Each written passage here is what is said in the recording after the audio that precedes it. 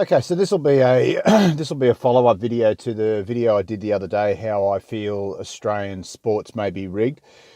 This it goes back to cricket. This video will be about cricket and how I feel it links back to the scourge that is Australian society, and that's social progression.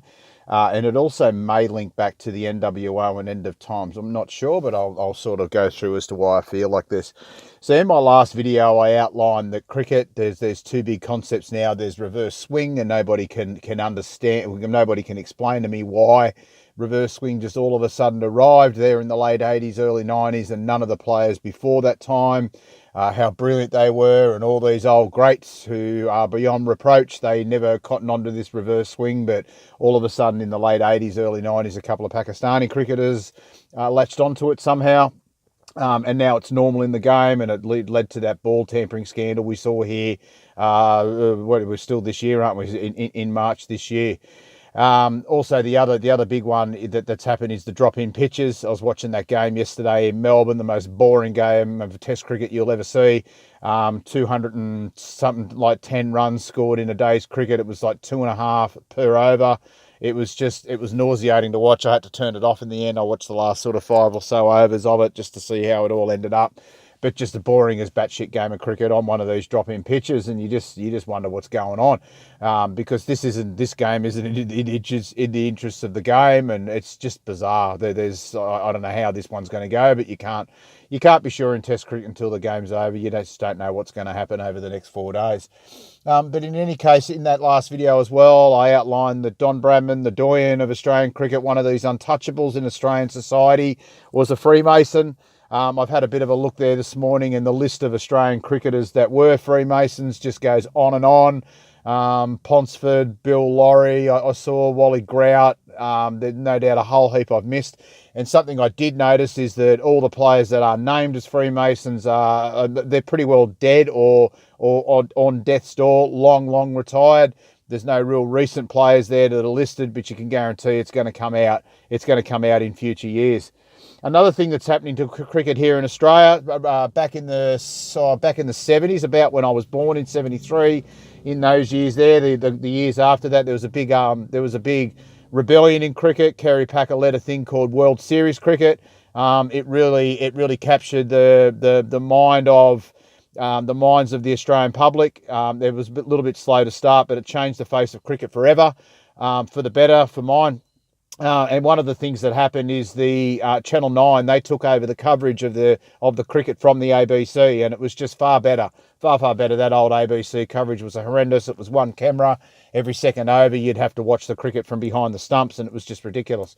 ABC continued doing it for into the 80s, I think. I remember as a kid, Dad used to watch the ABC still, and it was still there, but Channel 9 took it over. Now, what's happened this year, after 50 million years, Channel 9 have all of a sudden don't have the rights anymore. Channel 7 have got the rights. Now, I find this really interesting. This is where I feel it links back to social progression, because Channel 7 is extremely left. Here on the TV in Australia, all the channels are pretty well left. Channel 9 would be the least left of them all. But the Channel 10 and Channel 2, the ABC, they're extremely left. Socially, I think the ABC is probably a little bit more left than Channel 10, but they're both pretty well damn left. And Channel 7's right up there too. Channel 7 is extremely left. That Koshy there in the morning, very left-leaning views. Everything they talk about is left-leaning. And it's very much pitched to the now generation. The generation of today, those that have just come out of school, those in their mid-20s, they're a very interesting generation, this.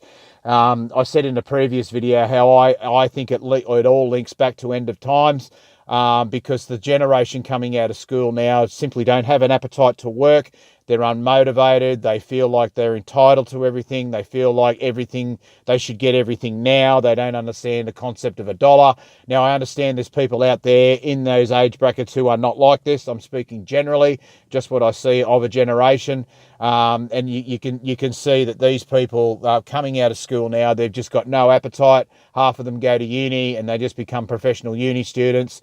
And it fits like a glove for mine, because the people that there's no jobs. all the jobs now are automated. I'm sitting out front of my local supermarket. I'll go in there and be lucky to be 6 staff on.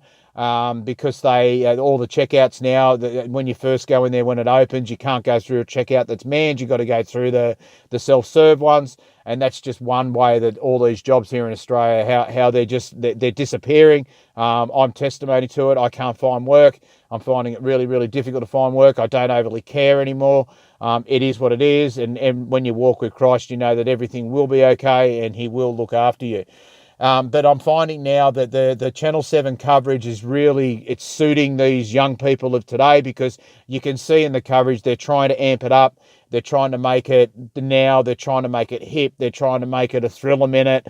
They're trying to predict things that are going to happen and try to preempt things and just keep it exciting for people, where Channel 9 never did that. Channel 9 would just call it. They just watch it for what they'll call it for what they saw. If it was boring, you would find the commentators would be having a laugh with each other, and it was good coverage on 9. I liked it, and they didn't pretend what was happening wasn't happening. What was happening they commentated on. Where these lot now, you can see they're trying to modernise it. They're trying to make it exciting, and they're just trying to. It all fits back into this me now generation. They have to have the sugar hit. They're always looking for the next thing to feel better. They're always looking for that missing link, and we all know what that missing link is, but well, some of us do. I'm starting to see that less and less people know what the missing link is. But anyway, I found the missing link, and in my mind, that's all that cares for me at the moment, because I'm finding it even more isolating, this walk with Christ. But that's okay. I'm unperturbed, because you know it's right. If you become isolated in something, as long as you're not being a raving lunatic, you know it's right. And I know Christ is right. I've seen enough to know it's right, and I know it's real. Another thing happening in cricket at the moment, a few sort of local stories that have been happening lately. We had a 2020 game here recently, so 2020 is the scourge of the game. It's about cheap thrills. It's about that sugar hit. It's about having everything now. It's about runs and big hits and excitement in the moment. It's not about being patient and waiting. No, it's all about the sugar hit. There was a game there the other day where it was pretty well washed out, but they had a little 6-over game at the end. Again, that's just ridiculous. The thought of you can have 10 wickets, but only 6 overs. So that means you can lose a wicket sort of every 8 balls or so. Madness, just absolute madness. I'm hearing stories now that they're starting to develop a 10 over a side league in cricket overseas. Again, it's just absolute madness. It's lunacy, and it all comes back to this me now generation that need everything now, that have no motivation, that feel entitled. I don't know. I just feel they're ruining the game of cricket. They're doing it deliberately. They're disbanding the game of cricket. It just makes sense. 50-over cricket is just about dead. Test cricket, you can see they're bastardising. They're trying to make it different. They brought out the pink ball game, day-night cricket, and once you change the ball in cricket, the different colour ball, it's a different form of the game. So you've got 4 forms of the game now, but yet they count it as tests, and the pink ball games are terrific. It swings off its head at night time. It's really good fun cricket, but it's not test cricket. It's a 4th form of the game. And that's just more evidence where they're trying to modernise everything in the interest of social progression. Social progression is it here in Australia. It's here to stay. If you disagree with it, you're like me, and you get called all sorts of names, and you be made to feel like an outsider. And that's cool. I am an outsider. God's absolutely shown it to me over the years that I am an outsider. And that's fine. He's been preparing me for the journey ahead. And I just know, because I listen to God, that I know it's going to be absolutely critical in the times ahead, the times of today, that I'm going to be an outsider. And he's given me those tools now to be able to deal with that through my journey. So instead of sitting in the corner and whinging and crying about poor me, I see it as the learning, and I see it as my walk with Christ. And that's what a walk with Christ is all about. So just wanted to put this one up just to reiterate, we've got reverse swing now.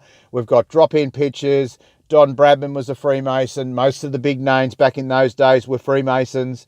So you'd be stupid to think they're not today, and it will come out as the years go on. All these players, I'm very sus on Glenn McGrath. Glenn McGrath is one of these players that society just holds up like a beacon. You can't speak ill of Glenn McGrath because his wife died of cancer, and that links back to the women agenda. There's that test in Sydney every year. It'll be on next week, and the whole test, everything will be pink. Because of women's cancer. Just another day where we just dine out on women's rights, and at least this time it's not at the expense of men, because men are always out to get women. But again, it all goes back to the social agenda of women somehow being superior to men, which goes back to the Jezebel spirit, which goes back to Eve, and it's all in the name of social progression. As I say, I'm very, very sus on Glenn McGrath. I think he might be a Freemason, and you just look at, I don't know, all these cricketers I looked at this morning, they appear to be at a higher echelon of the game, and that links back to what I was saying before, that there's 7% of the people on the world in the world who have this different blood type, and they rule the world. So the evidence is there for all to see with cricket. I'm just about done with it. They're obviously trying to modernise it with Channel 7. And as I say the other day, I just think I'm best spent just ignoring all this stuff, continuing to read the Bible, and just keeping with my walk with Christ, because there's something clearly happening here on earth at the moment. You can see it. Those of us with eyes to see and ears to hear, you can clearly see that there's something happening. And does it link back to end times? It does link back to the NWO, because the NWO is the social progression is in the interest of the NWO. It's to create citizens without a mind, without a thought process. Political correctness is the way for the unintelligent to shut up the intelligent. It's also a way to stop debate. It's also a way to stop free thought, and all this links back into the New World agenda. That's why they vaccinate people. That's why they genetically modify food. That's why they chemtrail the air. That's why they fluoridate the water. So people like myself who seem immune to this shit, we're just made out to be morons, idiots, outsiders, because we just see what it is. We see exactly what's going on. We want no part of it, and we just keep continuing to be pushed into a corner there. And that's cool. As I say before, God's so many attributes in my personality now where it's coming clear what my challenges are. Walk with Christ is, by the day, it's proving to be glorious, wondrous, plenty of answers.